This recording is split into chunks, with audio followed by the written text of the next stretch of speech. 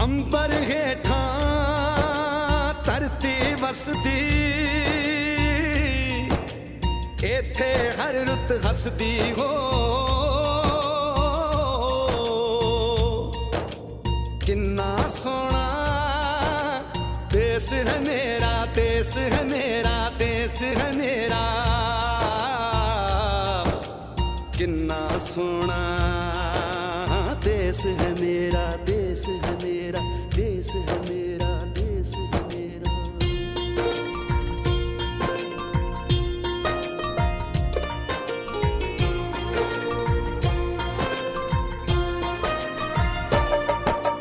धरती सुनहरी अंबर नीला हो, धरती सुनहरी अंबर नीला, हर मौसम रंगीला। ऐसा देश है मेरा हो, ऐसा देश है मेरा, ऐसा देश है मेरा, हाँ ऐसा देश है मेरा। जानी नेचुरल फार्म जो कि पंजाब के जिला फाजिलका के गांव कटहड़ा में स्थित है, 130 एकड़ में फैले जानी नेचुरल फार्म को करीब 10 वर्ष पूर्व कुदरती तरीके से खेती करने की परंपरा को कायम रखते हुए इसे रासायनिक खाद मुक्त एवं पूर्ण रूप से जैविक खेती पर आधारित फार्म बनाया गया, जिसमें राठी नस्ल की लगभग 50 गायों को बड़े प्रेम भाव से रखा गया है। इन्हीं गायों के गोबर आदि से पूरे फार्म के लिए कुदरती खाद व स्प्रे तैयार करके फसलों व फलों के पौधों का रख रखाव बड़े अच्छे ढंग से किया जाता है। इस पारंपरिक व कुदरती फार्म को समय समय पर राज्य व राष्ट्रीय स्तर के पुरस्कार भी प्राप्त हुए हैं। इसके अलावा पंजाब सरकार के टूरिज्म विभाग द्वारा इसे इको टूरिज्म रिसोर्ट की मान्यता भी प्रदान की गई है, जिससे यहाँ अन्य राज्यों के विद्यार्थियों के अलावा विदेशी पर्यटकों की संख्या में भी काफी वृद्धि हो रही है।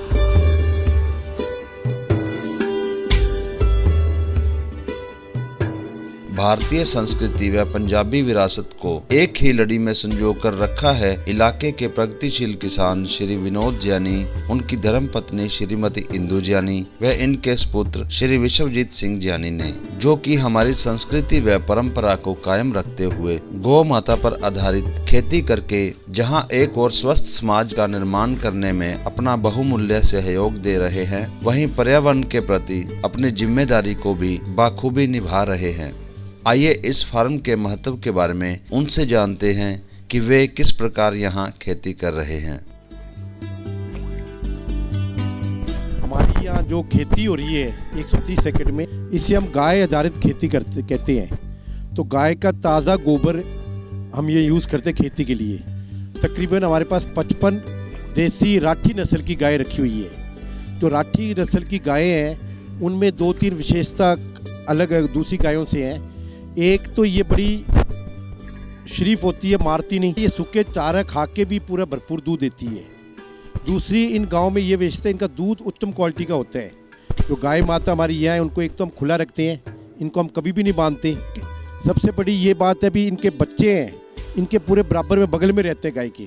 गाय को हर एक गाय का नाम रखा हुआ है, तो गाय को पुकारते हैं, बच्चे का अलग नाम है, बच्चे को पुकारते हैं तो दोनों दूध धोने वाले कक्ष में आ जाते हैं और पहले बछड़े को दूध पिलाते हैं। बच्चे को दूध पिलाने के उपरांत हम मशीन लगा के दूध निकालते हैं गाय का। जो हम कनक खेत में बीजते हैं, कनक की सहजीवनी फसल साथ बीजते हैं, उससे कनक का उपार्जन बढ़ता है। जैसे कि चने हम बीजते हैं, चने ज़मीन को नाइट्रोजन देते हैं और उसका सूखा चारा गाय के लिए उत्तम होते हैं। अब सर्दियों के अंदर हम बरसीन की फसल लेते हैं, बरसीन के साथ साथ रिजका भी बीजते हैं, हम मेथी भी बीजते हैं, धनिया भी बीजते हैं, पालक भी बीजते हैं, जवी भी बीजते हैं, जौ बीजते हैं, कनक बीजते हैं, अलसी बीजते हैं और सरसों बीजते हैं। इस प्रकार 11 फसल हम इकट्ठी बीजते हैं और सारी इकट्ठी काट के गाय को हरा चारा काट के और सूखी तूड़ियों मिला के खवाया जाता है। तो गर्मियों का जब हरा चारा लेते हैं उसमें मक्की है, ज्वार है, बाजरी है, चवले है और साथ में मूंगी और ग्वार भी कर देते हैं। तो ऐसे 4-5 फसल इकट्ठी बीज के ये गाय को चारा दिया जाता है हमारे पूरे साल में। जो दूध वाली गाय है उसको एक्स्ट्रा डाइट देने के लिए जो हमारी गेहूँ, चने, सरसों, जो हमारी ये जैविक खेती हम करते हैं उनके ग्रेडिंग करके दलिया बना के गाय को खिलाते हैं। साथ में हम देसी कपास बीजते हैं, देसी कपास के बिनोले, सरसों का तेल, हमारा जैविक उत्पादन काफ़ी सेल होता है, तो सरसों की खल, इनका सारा जो एक्स्ट्रा डाइट है दूध वाली गाय को ये दिया जाता है। इसके अलावा हमने देसी गाय को जो नए दूध करने के लिए बड़े उचित क्वालिटी का एक राटा सांड भी बीच में रखा हुआ है, और सांड का भी हम ऐसे करते हैं भी 3 साल यहाँ रहता है, 3 साल बाद हम सांड भी दूसरे गौशाला को कहीं देके वहाँ से नया सांड लेके आते हैं। तो इस हिसाब से हमें कभी भी दिक्कत नहीं होती, गाय अपने आप ही नया दूध हो जाती है और सालों साल हमारी गाय भी आती रहती, कभी भी हमें दिक्कत नहीं आती। और यहाँ डेयरी फार्म के अंदर गाय का जो गोबर है उससे हमने 2-3 प्लांट ला रखे। एक तो 50 क्यूबिक मीटर घने मीटर का गोबर गैस प्लांट है, ये 50 घने क्यूबिक मीटर का एक नया गोबर गैस बनाया हमने। इसका गोबर जो सिलरेज निकलेगी वो पहले से हमारे 6 क्यूबिक मीटर के 2 टैंक बने हुए हैं, सारी सिलरेज इसमें आएगी, इसमें आके इन 2 टैंक में गिरेगी। यहाँ जो गोबर गैस बनेगा मीथेन के जरिए ये हमारे घर के अंदर रसोई के अंदर जाता है, खाने पकाने के लिए जाता है।